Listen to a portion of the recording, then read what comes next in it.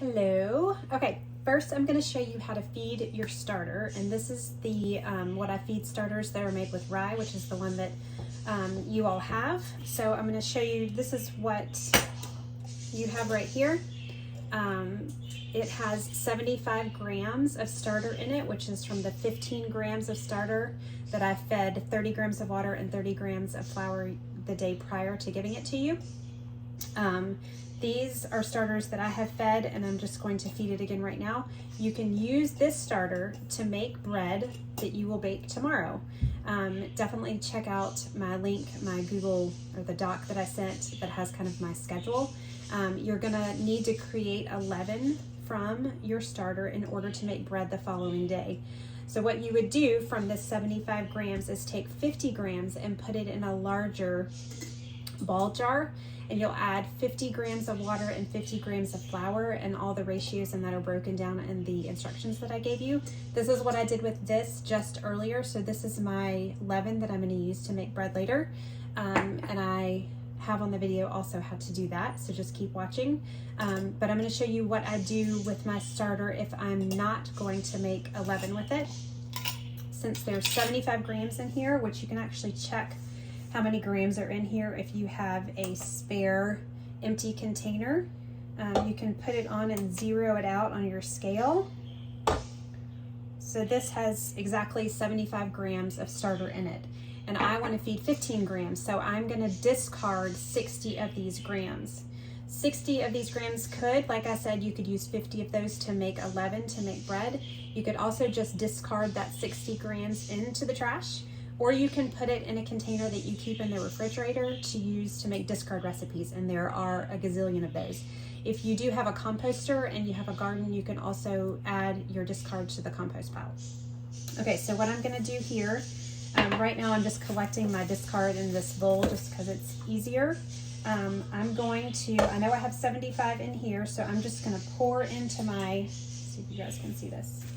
I'm just gonna pour it into my jar, or my bowl, until I think I have poured out enough, and then I'm going to measure it again.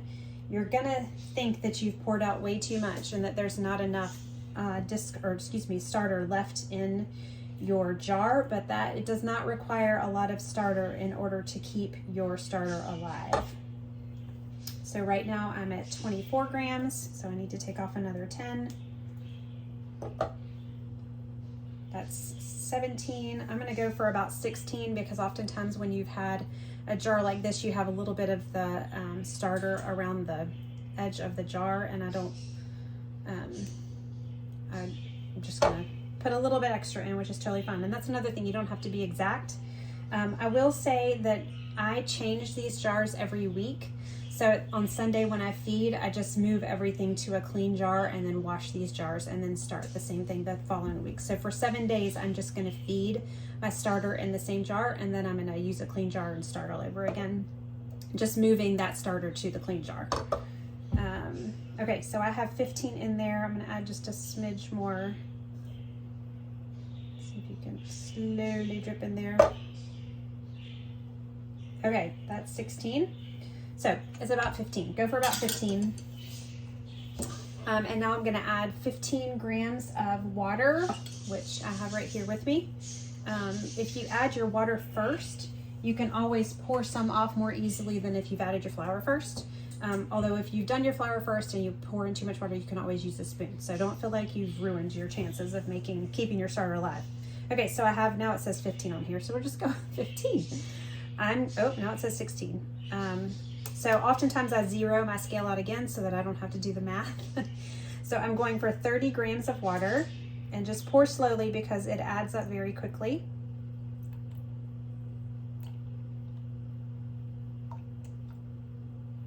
A little bit more. It's probably a little too much, but that's okay. 31. I don't know if you guys can see that on there. Yeah. 31. Hold on. Okay, closing the door. Now I'm going to add my flour, which is a 4-to-1 ratio. And again, this is all in the instructions and information that I gave you. So it's going to be 4 to 1. It's going to be 30 grams. And divided by 5 is 6, and 6 times 4 is 24, and 6 times 1 is 6, and 24 and 6 make 30. So I hope that makes sense. It's just a lot of math. So I'm going for 24 grams of bread flour. Just gonna pour in here. And if you get some on your scale, just try to get it off your scale like I just did, because it's also measuring that flour too. Okay, 15. It says 26, so I'm going to take just a little bit out. Get to 24. Again, you don't have to be super exact. Mine still says, now it says 24. Okay, and then I'm going to use my rye flour. So these are all organic. I listed the flours that I like to use in that document as well. You can get them at the fresh market locally, at Whole Foods. You can order them from Thrive. You could possibly also order from Amazon. Hi, Joby. Or, I see you. Okay, so I'm going for 6 grams of organic rye flour so that my total flour going in will be 30. So I'm feeding this 15 grams of starter, 15 grams of water, excuse me, delete. I'm feeding this 15 grams of starter, 30 grams of water, and 30 grams of flour. Sorry if that just made that confusing. Okay, and that's 30. So this is what you're gonna do every 24 hours with your live active starter. If your starter has been in the fridge for a while, if it has a more acidic smell, you might have to peak feed, which means feeding your starter. If you take it out of the fridge, let it come to room temperature, discard and feed, and then see how fast it grows, and you can peak feed. So that means when it gets to its highest point, you go ahead and discard and feed it again, even though it's been less than 24 hours. And you can do that for 2, 3, 5 times in order to get your starter back up to a healthy, make it a healthy, active, ripe starter. Sorry, my dog is going crazy about something. Okay, so then I use my silicone spatula here just to slowly stir it so that none of the flour comes popping out. And then you're going to stir it vigorously because you want to get all the oxygen in there to help activate the yeast and for it to absorb the water. I also like to scrape around the bottom because sometimes flour will get stuck at the bottom, especially if it's not a clean jar, because you've had something that's moist in there that the flour can stick to. And then I'm just kind of cleaning the side of my jar like this. Hold on, let me close the door again. So I'm going to get all of my starter down to the bottom. I'm going to clean off my spatula here, and I'm going to mix it up again actually, because you can see some flour that's not been incorporated yet. So you just want to do that until you think you have all the flour, you don't see any lumps in there, and I'll show you what it looks like inside. Again, I'm going to clean the sides, and this process will take like 3 to 5 minutes when you figure out what you're doing and you've done it enough. So it's super fast, and if you're just keeping one starter, this is just what you do in the morning. It takes like 5 minutes of your time, not very time consuming, and keeps your starter alive and ready for bread making whenever you're ready. Okay, so the other thing that I do is when I've finished feeding, I'm going to make sure my rubber band is the right place. So this one's about in the right location. And then I'm going to take a paper towel and wipe down the top. That helps to keep it clean and to prevent any kind of mold or anything getting into your jar. Which is also why I switch out my jars every 7 days, every week on Sunday. I'm going to turn it, screw it on all the way, and then loosen it. You don't want the top to fall off, but you don't want it to be tightly screwed because the oxygen needs to be able to come in to activate the maturation and ripeness of your yeast. Okay, so this is what you're going for. And now this is either going to sit out on your counter. You're not going to put it back in the fridge unless you need it to slow down and you're not going to make bread. Or if you're going on vacation, again, that's another conversation. There are different ways that you can do that that will probably maintain the health of your starter even longer. But mine is going to sit out, and then it should double or even more than double within 4 to 6 hours, and that means that my starter is a healthy starter. So I have my leaven that I've created that I'm going to use to make bread. I'm going to bake tomorrow. And watch the video for what I do with my leaven in order to make the dough and all the different steps after that. And then I have my starter that I've fed that I'm going to feed again in 24 hours. Again, don't be stuck to the clock if you feed it in less than 24 hours. that's fine. If you feed it in a little bit more than 24 hours, that's fine. But the way that I keep track of this is to write it on the side of my jar. So I'm gonna write 3:17, whatever time it is, 4:15 p.m. And I'm gonna write the ratio 15 to 30 to 30. So I'll know tomorrow exactly what I did and when I did it. And if I decide to feed this maybe at noon, if I feel like it's risen all the way and already started to fall, that's totally fine. You just don't want to feed your starter before it rises all the way and peaks, because when you do that, you're getting rid of yeast that you don't want to purge, because you're lessening the amount of yeast that you're actually feeding, which will make your starter weaker in the long run. So here you go. Tune in for how to use your leaven to make bread. I am getting ready to mix up my dough, so I was just going to show you how I do it. Since I'm doing it anyway, I figured I would film it. This is the leaven. It's also spelled L-E-V-A-I-N, which is the same thing as L-E-A-V-E-N, just so you're not confused. But this is what I made this morning. You can see it's more than doubled. Normally I like to try to have this done by 4 o'clock. I'm a little bit late, but you can see on the inside how it's really bubbly on the top, and it's starting to fall. So it will come up and be kind of like dome shaped at the top. And then it will start to fall. After it's fallen and it's no longer mature, you'll see it gets really runny. It's still really bubbly. This is what I used this morning in order to make this. And this also smells a little more acidic. This is a sweeter smell, more like yeast. So anyway, I'm going to show you what I do exactly. I like to mix in a bowl like this, a heavier bowl. You can also use a bowl like this, which is a good one to measure in to see how much it's risen. But I like to just mix in a bowl that's easy to get my hands in. The other thing I do is fill up a pitcher with water. And this is lukewarm filtered water. We actually have a well, so it's filtered, but you would just want to use filtered water from your house. And then I have my scale here. So what I like to do with this scale, this actually comes off, which I like because you can easily still see the numbers, and I just turn it on, make sure it's measuring in grams. And then I actually, if you have another one of these ball containers, this is the 16 ounce that I told you probably want to get. You can measure the empty one and see how much is in here, but I know there's about 150 grams in here because I fed it, well, it doesn't show on there, but it was 50, 50, 50. So I took 50 grams of starter and I added 50 grams of water, and then I added 50 grams of flour, which was 40 grams of bread flour and 10 grams of rye, which all of that is in the information that I sent you. But what I like to do is put my bowl on my scale and then I zero it out. So that's zero, it's measuring that there's nothing in there. And hold on, I have to go get my spatula. I'll show you which one I like to use.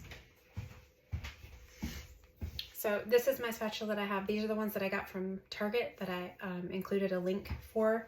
I think the link I sent you has 2, and I don't know if I got 2. I kind of wish I had 2 because I'm washing this one all the time. But what I'm going to do is put 50 grams. No, sorry, I'm past the leaven. I'm making my dough. I'm going to put 100 grams of this into my bowl. And you can see when it starts to pull away like this, you can see all of the strands of like gluten in here. This is what you want it to look like. And it smells really good. It's also really sticky and runny like this, but not as pourable as it is when it's no longer mature like this one. So I'm going to start to pour here. There should be 50 grams left in this ball jar. You can use that 50 discard for making something with the discard recipe, or you can actually use it to make more starters, or you can just throw it in the trash can, whatever you want to do. So this is 99. I'm going to add just a smidge more.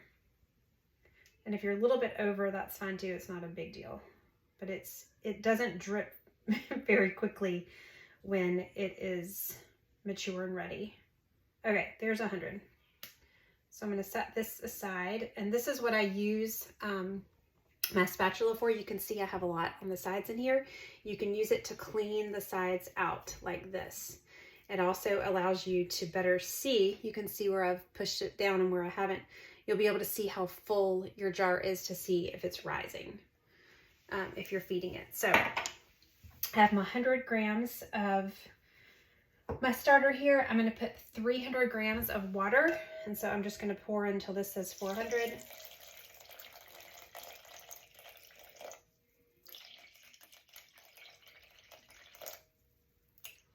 If you pour too much or put too much in, you can just pull some out. It's not a big deal. You can either use a spoon or even pour it out. Okay, that's 400. Then I need my salt, which I didn't bring in here right now. This is pink Himalayan salt, but you can also use sea salt. I don't recommend using table salt. Okay, and you're going to put 10 grams of salt in here. I know what that pretty much measures out here, so I put 3 of these scoops, heaping scoops in. And I can also see the weight on the scale here. So yeah, that was 10 grams of salt. And then what I'm going to do, okay, so this is my dough whisk, which is the one I sent you a link for. And what I'm going to do is just kind of mix this together until it's not going to be completely incorporated or thinned out, but your water is going to start to look milky.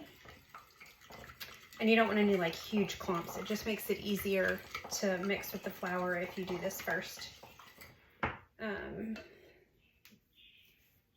I set this back on the scale. You can add to this, but oftentimes I zero it out just because then I don't have to do math. So I'm going to add 400 grams of my bread flour, which I think I have enough in here. If I don't, I have another bag in the cabinet below.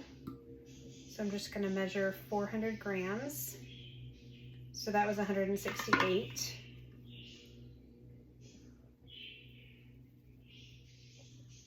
That's 318.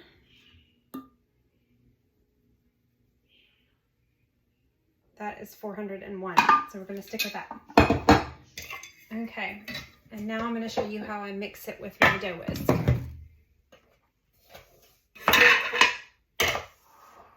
That scale is also great if you ever send packages to anybody. You can weigh your package that way. And so you know what to enter in if you're printing your own labels, just FYI. Okay, you'll see how I started stirring just in the middle. Then I pull in from the outside. Just kind of go around until it starts to look a little bit more incorporated. Now this is going to create what we call a shaggy dough, which is not going to be it's not going to look whole. It's going to look like a lot of individual little pieces. Can you see how that looks? That's what it's going to look like when we mix it all together. But that will change as we stretch and fold it over the next 2 hours. And I know that seems like a long time, and it is, but you're not really doing much in that period of time. It's just every 30 minutes you're just stretching and folding a few times, and then letting it rest. So that's what you're going to do before the bulk fermentation, which I included information about. And that bulk fermentation is the most important part to get right, aside from having an active, lively sourdough starter, which you have. Okay, you'll see how it's kind of coming together here. It's somewhat sticky, but it looks like it's not like all mixed together well. Some recipes will tell you to knead the dough, but you don't need to. No pun intended. But I do like to make sure that it's incorporated as best as I can with my dough whisk. So I'll pull from the outside kind of to the inside, almost like folding in. And I try to make sure to go around the edges of the bowl right here because flour will get stuck in there. So I'll make sure on the bottom also that there aren't big clumps of flour. You want all the flour to be incorporated and you want it to absorb the water that you've just put in your dough mixture here, and that's what's going to help it activate. Okay, so I'm just going to pull it all kind of towards the middle into one big ball. There's no like rhyme or reason or perfect way to do this, and then I'll try to get the excess dough off of the dough whisk. And then I cover this with a shower cap. You can also use tin foil, or I guess you could use tin foil maybe, but You can use a plate. Sometimes I use that if I'm making two. I'll put a plate like on top of it. It'll cover the whole thing. Or you can use like press and seal, but I just use a shower cap. And then I leave it like this for 30 minutes to an hour, depending on my schedule and time. And then I'll do this after the 30 minutes to an hour. I'm going to stretch and fold it once around, and I'll show you what that looks like when I get to it. And then I'll do it 3 more times. And again, that information is all in that document that I sent you. So stay tuned and I'll show you how to stretch and fold. Okay, I'm back. It's been probably a little over 30 minutes, maybe a little more than that. I don't know. I didn't check the time exactly. I still have this water in here, which I sometimes just take this into the kitchen where I have the sink. But since I still have this water in here, I'm going to show you what I do. The water on your hands is going to keep it from sticking to the dough, or from the dough sticking to you. You'll see it's kind of flattened out a little bit. It still looks the same. I don't know if you can see it very well. It smells just like flour. So what you're going to do is just dip your hands in the water a little bit here. And I just kind of put it on my hands just to get my hands a little damp. And then this is the folding, the stretching and folding process. So what I do is just get my hands in here and kind of pull some of it up. I think you can see that. And then I just pull it up like this. So you're stretching it up and just flop it over. And it will stick to your fingers a little bit, which is why you need the water. So every time I go in, I just put some more water on my hands. You can see what it's looking like as I'm folding it. So then I'm going to turn it a quarter turn, and I'm going to do the same thing. Pull it up and just kind of stretch it up and out. You don't want to tear it though, if you can help it. Turn it again. This first round of stretching and folding might take a few more turns around the clock here than later, and you'll see that this will start to firm up, and it will also, as you keep stretching and folding, it will get, it'll have a little bit more shape to it and not be quite as sticky. So now I'm on my 4th turn, pulling up and stretching and folding in. You can see that it's not like liquidy. It's holding its shape a little bit better. I'm going to do it probably one more time around, and you'll actually get to where you can pull your whole dough up and out of the bowl, which is actually why I like to use a heavier bowl like this to mix in, because if it's a lighter bowl like this plastic one, it'll just lift the bowl up with it and won't separate from it very easily. So you'll see it's getting a lot harder to stretch and a lot less sticky. I'm going to keep going. See, I can lift the whole thing out right now and it doesn't fall out of my hands, but it is stretching. So I'm going to do it one more time. Kind of when I get to this point, I'm like, okay, it's time to let it rest again. And sometimes what I'll do, kind of shake it down like that. And then sometimes I'll just flip it over. And I'll show you another way to fold in this 4th round of stretches and folds. I'm going to show you a different technique, which I use. It's called coiling. And I actually like to use it for my last round, but it's not necessary. I just feel like it makes a prettier blob of dough, and it's easier to measure its growth. So I'll be back in another 30 minutes. Okay, I am back. So this is my 2nd stretching and folding, and I'm going to do 2 more of these. And I'm going to do the exact same thing, but probably not have to stretch and fold it as many times, because you can see it looks a lot different than it did the first time. It's a little bit more incorporated. So again, I'm going to just dip my hands in the water.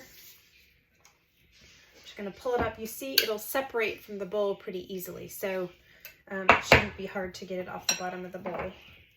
But again, it's going to be really stretchy the first couple folds and a little bit stickier, but the more that you stretch it and fold it, the stronger your dough gets, which is what you want. And that's also what you're going to accomplish later in the process when you do your shaping. You want to create some good tension so that when you actually bake your dough, that it has good oven spring, which means it rises, that it doesn't come to a triangular shape in the middle, but more of a dome. So they have like level shoulders is what how people refer to that. Okay, so this is my 4th go round. I will show you what it looks like. And I might do 1 more and then we will wait. So you see I can pick it up now and it's not stretching quite as far, which is exactly what you want. Okay, and I did cover it last time. I didn't say that I did that, but every time after you stretch and fold, you're going to cover it back up. You don't want to dry it out yet. There will be a time when you don't cover it, but I'll show you that when we get there. So I've covered it. I'm going to leave it here for another 30 minutes. Okay, I'm back for our third stretch and fold. You can see it's kind of kept its shape a little bit. Again, I'm going to just do the same thing. I'm just going to stretch and fold probably only 4 times this time, like a quarter round each time. So stretch. You can see it almost comes all the way out of the bowl when I pull it now.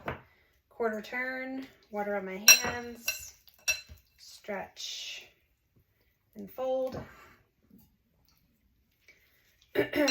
Water on my hands, stretch and fold. You can see it gets thinner.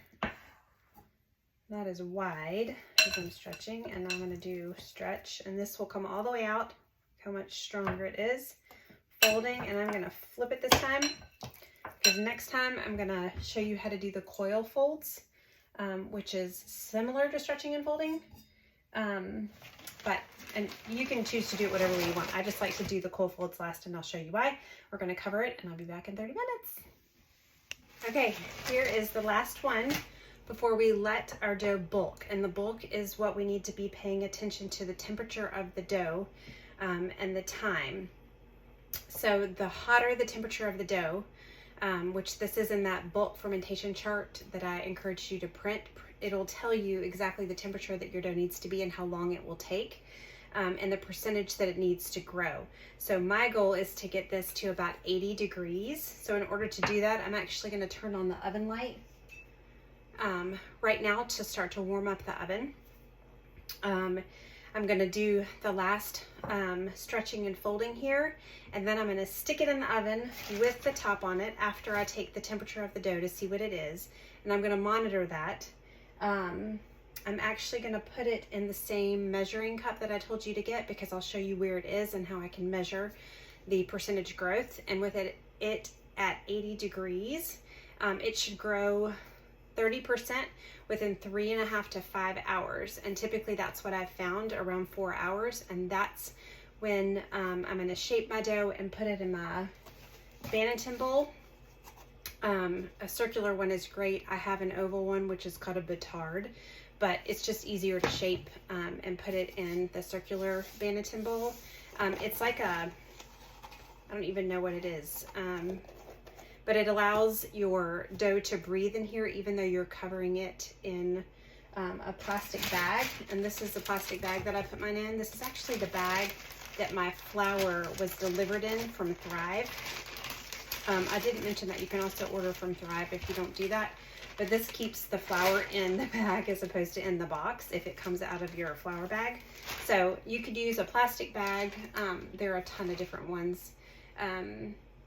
Sprouts has a great thicker bag. I'm trying to think of another bag that we have. Anyway, so I'm going to get this ready to go in my Banneton bowl to put in the fridge for the overnight proof. So once I complete this step and then the bulk ferment in the oven for 3.5 to 5 hours, I'll put it in here and be done for the day. But you can see it doesn't take very long to do this portion, so you're just kind of checking on it and then going and getting busy doing something else. But you do have to be here to do the folding. So sometimes I'll run an errand and have my kids do this part. But anyway, all that to say, this is what I'm going to do next, which is a coil fold.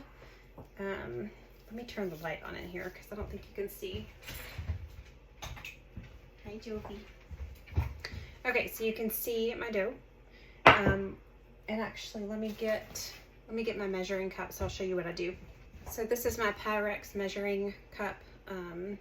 It's 1 liter. I don't know if you can see that, 1 liter or 4 cups. And typically this is about between 650 and 700 milliliters. So 30% of 700 is 210. So I want it to be right above the 900 millimeter line. And it's also a little bit of a guess because your dough is not going to lay flat in here. So you kind of find the middle point. I'll also show you when we get to that point when it's done with its bulk fermentation, what your dough will look like in your bowl.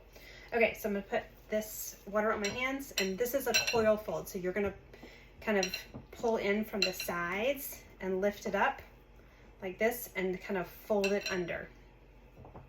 See that? And I'm gonna do the same thing. You can also coil fold for your stretch and folds as well if you'd like. But I just like to do this at the end because I'll show you how I put it in my measuring cup and why that just makes it a little easier to get a flatter dough so I can measure the height better. So this is number 3. You can see it's not hanging down as much. You can also see, I'll lift it up and show you in a sec.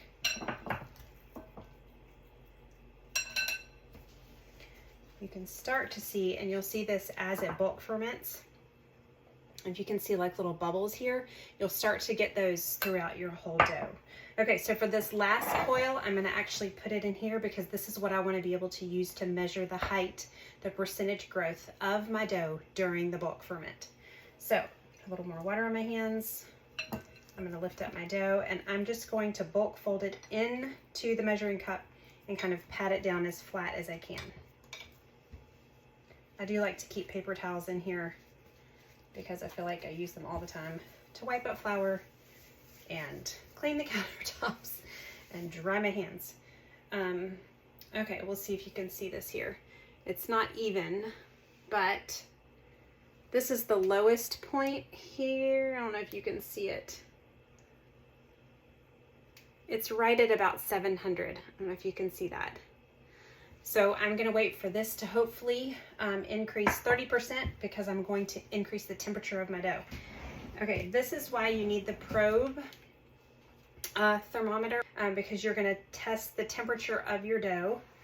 And this says that it's almost 74 degrees. So I need it to increase in temperature, which is why I'm gonna be putting it in the oven with the light on. Do not turn the oven on. Okay, so I'm gonna cover this up with my beautiful shower cap, and I'm gonna put this in the oven, and I'm gonna check back on it in probably 2 hours to check the temperature, and then we'll go from there.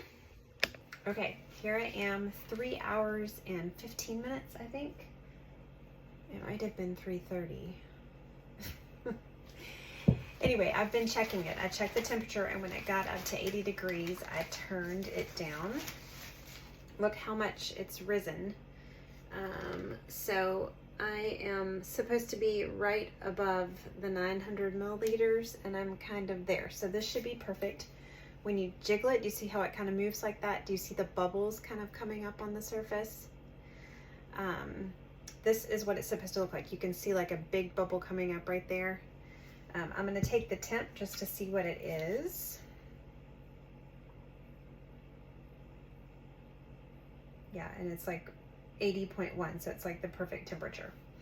So this dough has bulked for 3.5 hours, and it has risen 30%. So this dough is ready to be shaped. So what we're gonna do right now is do the initial shape, and then we're gonna do the final shaping, and that's when I'm gonna put it into the Banneton bowl or basket. So I'm gonna show you what I do here. I have one of these silicone mats, which I highly recommend if you don't have something like this. I guess there are lots of different versions. I use this for baking like cookies and things too. But this will, it's a great surface that things don't really stick to it very easily, and it's easy to clean. Okay, so what I'm gonna do is put some flour, some of my bread flour, down on my mat here.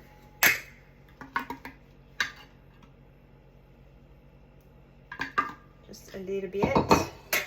I'm going to kind of spread it around. You can see how the flour also kind of coats the silicone mat like that. I'm going to push the flour to the side a little bit, and I'm going to put some on my hands. And then you can just kind of, if you were to tip this over, it would all come out really slowly, but I'm just going to help it out a little bit. But you'll see how it starts to pour out. So what I'm going to do is hold it like this, so hopefully you can see it too. And I'm going to have some flour on my hands. You can also put some flour kind of around the edges if it's helpful to keep your hands from sticking. But you see how I'm kind of like pulling it away there. So I'm just going to keep pulling it away. And you see how it's coming out. And I'm just going to kind of plop it down onto my floured surface here. If you over bulk your dough, it's going to get really runny and it will not hold its shape very well, which is why it's really important to use that bulk fermentation guide. This part is really fast and easy, so what I'm going to do is just make sure I have some flour on my hands, and I'm going to kind of come up underneath where there's flour from the bottom of the dough that's on the mat and kind of stretch it out. See if you can see this. I'm going to do the other side, and I'm making a rectangle. My silicone mat is obviously not holding still here because I think I have some flour on my countertop, but normally there's a little traction. So anyway, you're just trying to stretch it out a little bit, like so, to make a rectangle like this. And then you're going to fold one in like that. And then you're going to fold the other one in like this. And then you can also fold it together, but I'm going to roll it up. I think this is the best way to create tension. So you see I'm just rolling it and kind of pushing in as I go.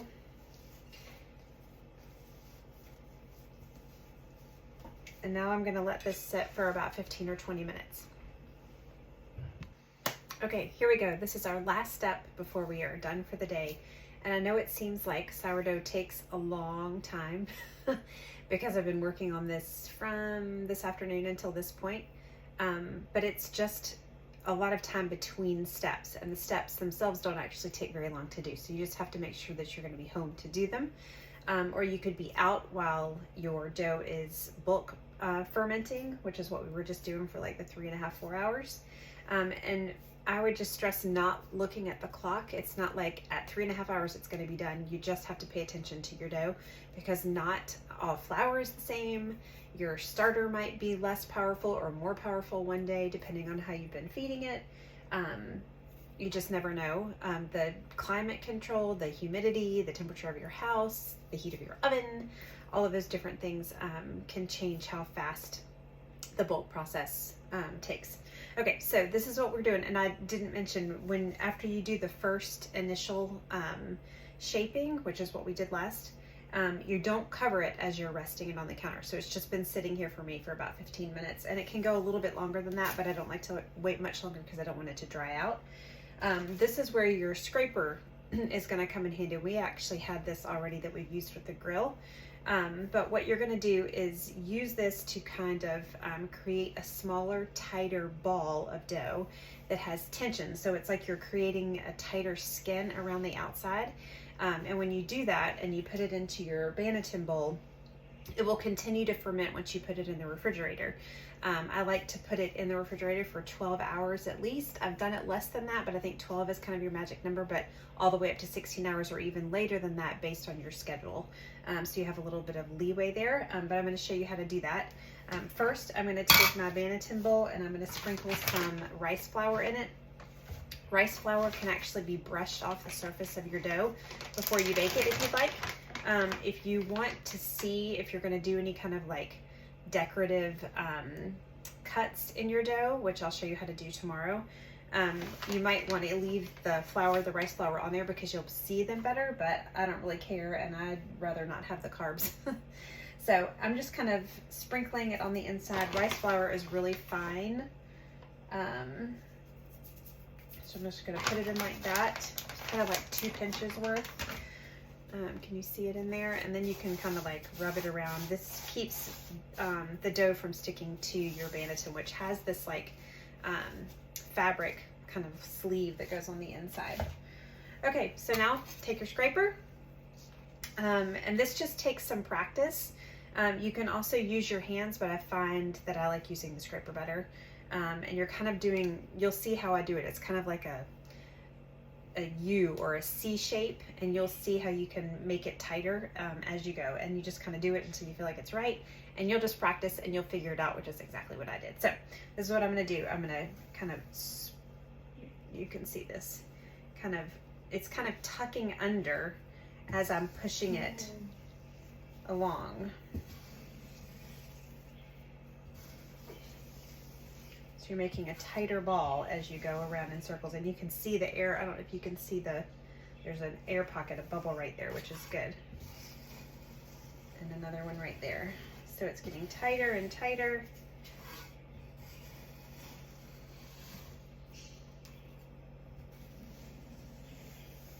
It's kind of swooshing it around.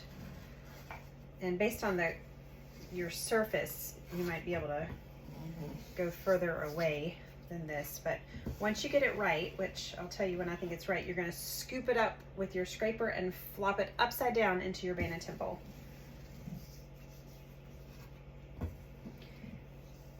I think we're almost ready here. Okay, ready? Move this over here so you can see. So I'm just going to scoop it up and flip it over like that. I'm going to kind of reposition it in here, and you see how it's got those little gaps in there? You can actually pinch it together. You kind of like, and that helps to keep the tension in your dough. You kind of want to make it like stick together, so you can kind of hold it for a second. And again, this is just kind of like do what you think is best. And that is it. Okay, so after we do that, move this out of the way. This is the bag that I showed you earlier. I told you this was the bag that my flour came in when I ordered it from Thrive. Actually gonna, there we go. Just put it in the bag like this, and then I have twisty ties.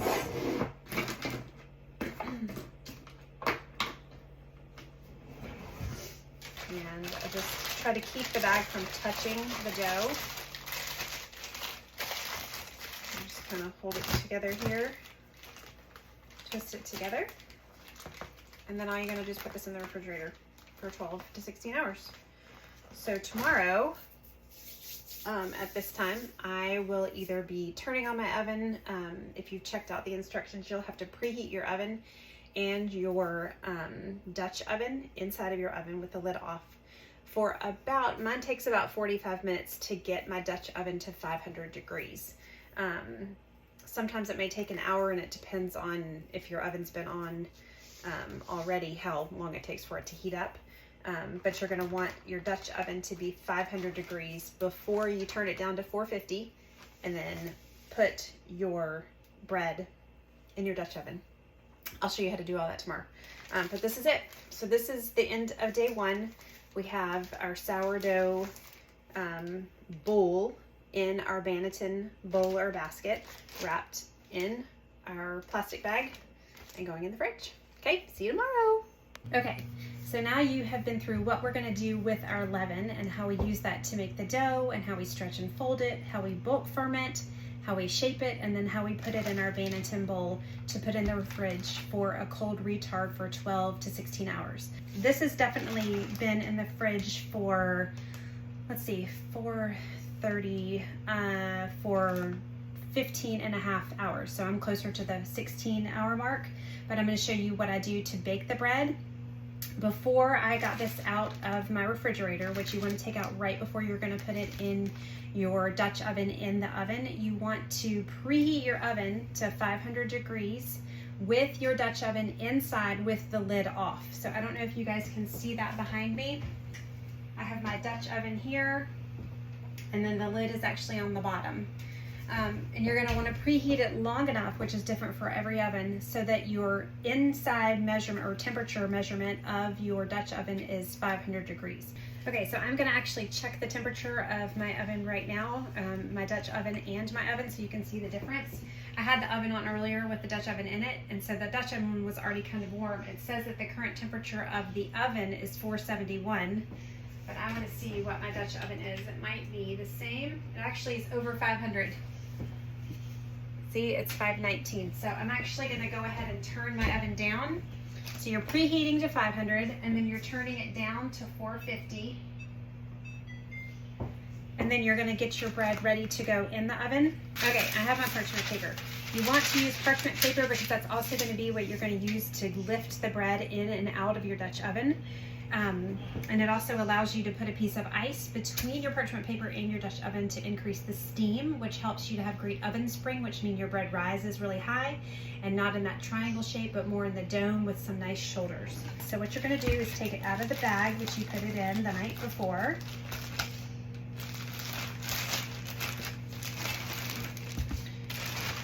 And then you're going to put your parchment paper on top. And then something that you can just flip it over with. It doesn't matter what it is. It could be a book, like whatever it is. This is just a cutting board, a plastic one, and then you're just gonna pull your banneton off. And I think you guys can see all of the rice flour that's on top. So the cool thing about rice flour is that it brushes right off. So you can just brush it right off. But if you want, if you're gonna do any decorative scoring or cuts on here, you can leave it on because it will show the cuts a little bit better. You can always use like a basting brush to get your flour off, but I'm just gonna kind of dust it off like this a little bit and kind of cover my dough with it. Now this is when you need to use a super duper sharp knife, which I tried and my knives were not even that sharp, and my husband sharpens our knives. Or you can use a lame, and you can buy one of those on Amazon. This is one that I actually made for just a few bucks. This razor blade is super sharp and it's also replaceable, so I can just unscrew it from here and put it between these two washers. I do like these razor blades and the fact that the washers are flexible because it can move, because oftentimes you can cut at a different angle with it, and it's just really comfortable in my hands. But if you want one, I can make one for you, or you can buy one, whatever's best for you. They do have ones that are on like a long, kind of like have a long handle. I don't think that those are as easy to cut with. I would get one that's shorter like this. So what you're gonna do is decide how you want to score your bread, and this is going to allow your bread to open up when it's in the oven, which is why you want the steam in there. I'm just going to show you a basic like X on here, and you're just going to want to push your razor blade in about 1/4 to 1/2 inch, and then I'll show you a different kind of cut that you can make that's not as deep. So you're just going to cut across one, and then across the other direction. And then I kind of go back in and make sure it's deep enough starting from the center of the cross, like so. This is also going to allow great ears to pop up on your bread, which I'll show you what that looks like when it's finished. You could also do anything decorative here, like you could put, I'll just do 3 little lines. I mean, I've done hearts, you can do all sorts of things, but these cuts are very shallow. They're not very deep, and they just are decorative and make the loaf kind of unique. Okay, so I'll see if you can see what I did there. See the little cuts? Okay, now what I'm going to do is put it in the oven.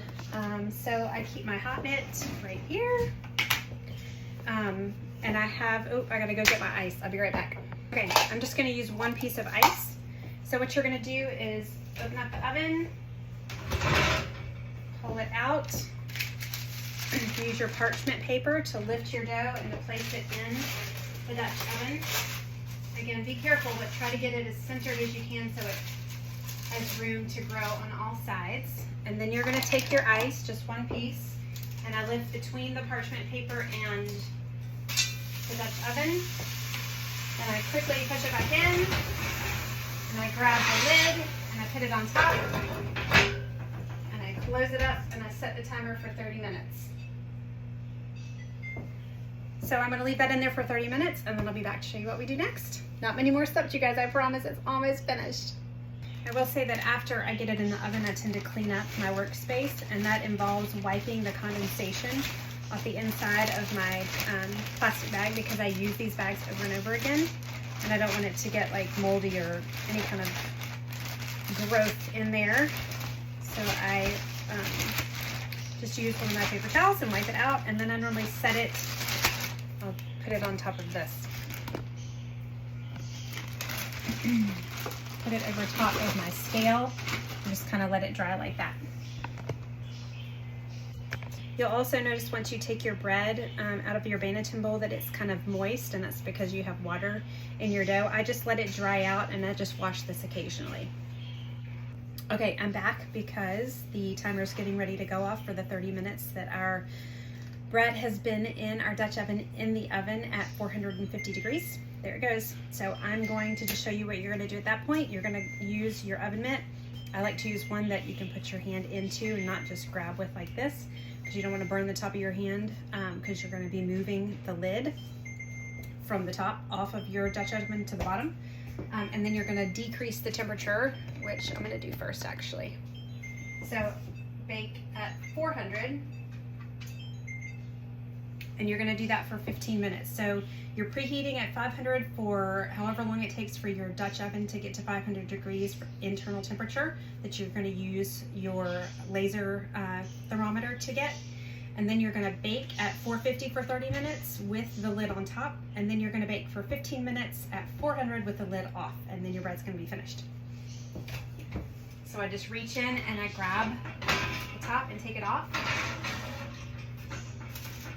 And it's got a beautiful ear. I will bring the camera over here so you guys can see. So 15 more minutes and we're going to bring it out of the oven, and then we're going to take it out of the Dutch oven immediately so that we'll not cook the bread any longer. And then I'm going to let it cool, maybe not all of the way, but I will cut it open for you and show you what crumb you're looking for. Let me get this back in the stand. The crumb is the distribution of like air bubbles and the height of your bread. So I'm going to show you what it looks like. It could also, if you ferment too long, which should not be an issue if you're following the bulk fermentation guide, it could be really dense bread and you want it to be light and airy. So that's a beautiful crumb. This one actually, this piece of bread that I'm eating right now has butter on it, but it also has a great crumb. This is actually a different shaped bread. It's a batard or an oval. But anyway, I will be back in 15 minutes. Okay, before our timer goes off and we take our bread out of the oven, I just wanted to let you know that you should have a cooling rack so that you can take your bread with the parchment paper out of your Dutch oven immediately when you take it out of the oven, so it won't cook any longer and you can let it cool here. I would recommend letting it cool all the way. It is actually still taking shape as it's cooling, which is pretty cool. But if you want to cut it warm, I would wait at least an hour. We definitely cut it warm here. That means it's going to be ready in just a minute. The other thing I wanted to mention that you probably saw when I was taking the temperature of my Dutch oven is that I have the Dutch oven on top of a pizza stone. If you have a pizza stone, you can use that, or you can just use a baking sheet, but putting your Dutch oven on top of that in the middle rack where you still have access to putting the lid on and taking it off is a great way to ensure that you don't burn the bottom of your bread. The other thing you can do is that when you bake it this last segment for 15 minutes at 400 degrees, you can leave it in longer than 15 minutes if you'd like, if you want it to be brown and crispier on the outside. I don't want it to be super crispy on the outside, but I definitely want it to be a golden brown, and that's typically what I get when I leave it in for 15 minutes. So let's see. 11 seconds and we're going to take our bread out of the oven. I definitely recommend having something for both hands because those Dutch ovens are very hot. Here we go. I'm actually going to go get another one to put the Dutch oven on in here, so I'll be right back. Okay, so I'm going to use these two things and I'm going to put my Dutch oven over here with my bread on it, and then I'll show you what I'm going to do. Okay, so let's turn the timer off. I'm going to turn the oven off. I'm going to pull it out. I'm going to bring it over here. I'm going to show you guys what it looks like. Can you see? Look at the beautiful ears on it sticking up. I'm going to tell you what that means. Let's put it here. Close the oven up. Turn the light off. And then I'm going to use the corners of our parchment paper, which is why you kind of want a bigger piece of parchment paper. You don't want it to be just this size. They sell these silicone mats that are like circles that have these handles, but I don't like that because then I can't put my ice cube in between the parchment paper and the cast iron Dutch oven. This one's shorter on one side, so I'm going to shake it down a bit. Pull it out. Let me move this over. The sun is coming in. Okay, I'm going to bring it over here and show you guys what it looks like. This is what it looks like. It should be hard on the outside, And it should also sound hollow when you tap it on the bottom. You can see it's not burnt. It is very hot. And it has a good ear here. A good ear means that you've done everything really well. It means that it's had great steam, which we accomplished with our ice. It means that you've bulked it for the right period of time, which we did because we used the bulking guidelines. And it means we baked it at the right temperature. You need to make sure that it's hot enough for a certain period of time in order for it to grow like this. You can also see that it's got a great dome shape. It's not like a pyramid. And when this cools, I will be back to cut it open to show you guys what it looks like on the inside and to do a taste test. But I'm very confident that you can do this too. And if you have any questions, please reach out and ask me. I will try to maybe include some pictures of what a mature leaven looks like. When I talked about it having the dome-like top, it's kind of raised before it starts to fall. When it has that dome, and right when it starts to fall, which is when I used it to make this bread, that's when it's like in its prime, and that's when you need to use it. If it falls further than that and starts to go down, you're going to have to feed it and start over again. So you just need to keep an eye on the rate at which it's growing and when it's as high as it's going to get, which is typically a little bit more than halfway. It's going to more than double. So anyway, I'll try to include some pictures of that with the leaven that I showed you guys earlier that I have in my little incubator over here, which just keeps a constant temperature because our house, it's different temperatures in different rooms and near the windows and during the day versus the night and different seasons. So anyway, I hope this is helpful. Please reach out if you have any questions, and I'll see you shortly for the cutting of the bread. Hello everybody. Okay, so I'm back and our bread is cooled. You'll see that it starts to get a little like where you can press it in. It's not quite as crunchy sounding. But it smells so good.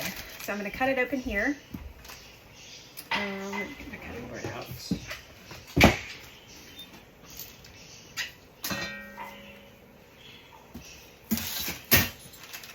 Put it over here. Okay. I'm also going to show you what I use to store the bread, which helps it last up to a week.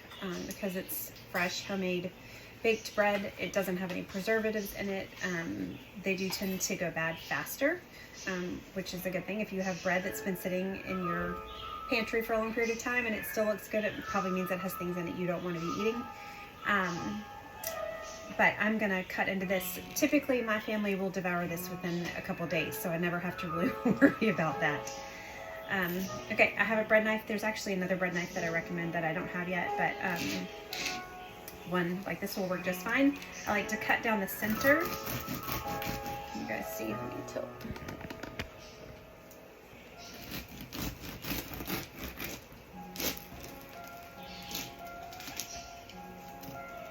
Cut all the way to the bottom. And I like to open it up and see what it looks like. That looks pretty perfect.